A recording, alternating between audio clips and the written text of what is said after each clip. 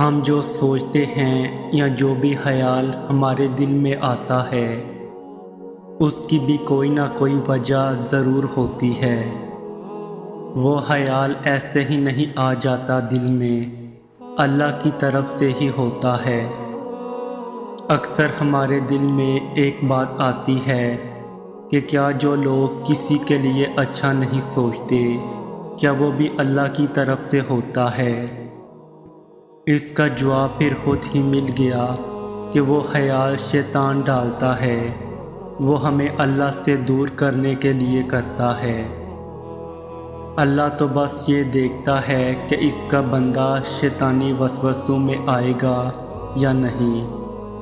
ہم آ جاتے ہیں، ہم کر بیٹھتے ہیں جو وہ کروانا چاہتا ہے، مگر اللہ تو اللہ ہے، کیسے بھٹکنے دے گا اپنے بندے کو؟ پھر ڈالتا ہے وہ خیال جس سے انسان دھیرے دھیرے اللہ کی طرف پلٹتا ہے۔ یہ وہی خیال ہے جس کا ذکر پہلی سطر میں کیا۔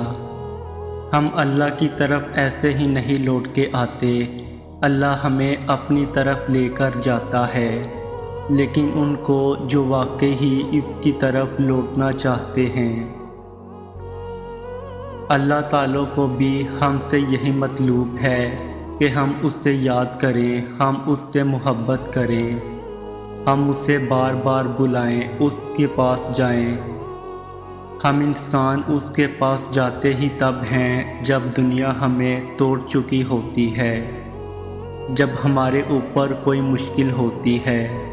حقیقت میں وہ سب اللہ کے حکم سے ہی ہوتا ہے تاکہ ہم اس کی طرف متوجہ ہوں، ورنہ تم دیکھو خوشی میں کون اللہ کو یاد کرتا ہے، بلکہ ہم تو سب سے زیادہ ناراض ہی اسے اپنی خوشی کے موقع پر کرتے ہیں۔ سمجھ رہے ہو ان آزمائشوں کے آنے کا مقصد؟ کبھی کبھی انسان کا دل کسی چیز کے لیے بہت تڑپتا ہے، اتنا کہ اس کے لیے صبر کرنا بھی مشکل ہو جاتا ہے۔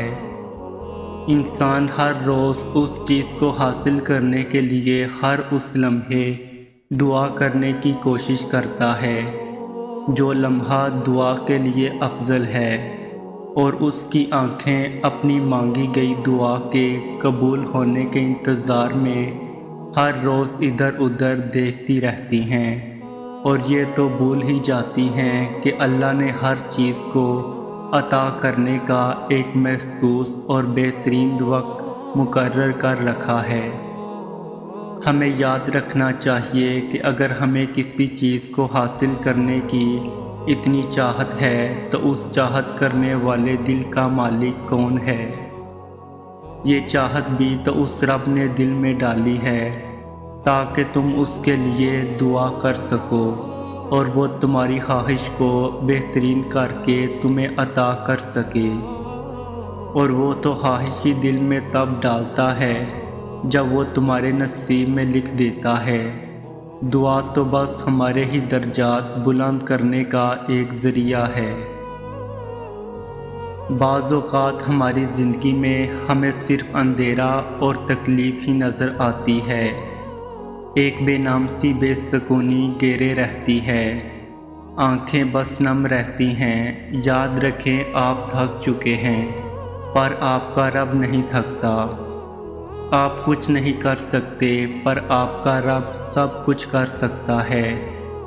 یہ جو اندھیرا ہے وہ رب اس کو روشنی بنانے پر قادر ہے۔ ہر تکلیف رحمت کا مرہم لے کر آتی ہے، ہر اندھیرا روشنی لے کر آتا ہے، ہر مشکل آسانی لاتی ہے۔ زندگی جامد نہیں رہتی، آج کچھ نہیں ہے کل سب ہوگا، صرف اپنے اللہ پر یقین رکھیں۔ نماز، قرآن، سیرت وہ ہے جن کو تھام کر آپ اپنی گھٹن زدہ زندگی میں تازہ ہوا پیدا کر سکتے ہیں، اذیت کو راحت میں بدل سکتے ہیں، تکلیف کو آسانی میں بدل سکتے ہیں، اکتاہٹ کو سکون میں بدل سکتے ہیں، غم کو خوشی میں بدل سکتے ہیں۔ بس یہ بات مضبوطی سے پکڑ لیں کہ میرا اللہ ہر چیز پر قادر ہے۔ پر امید رہیں، اللہ سے امید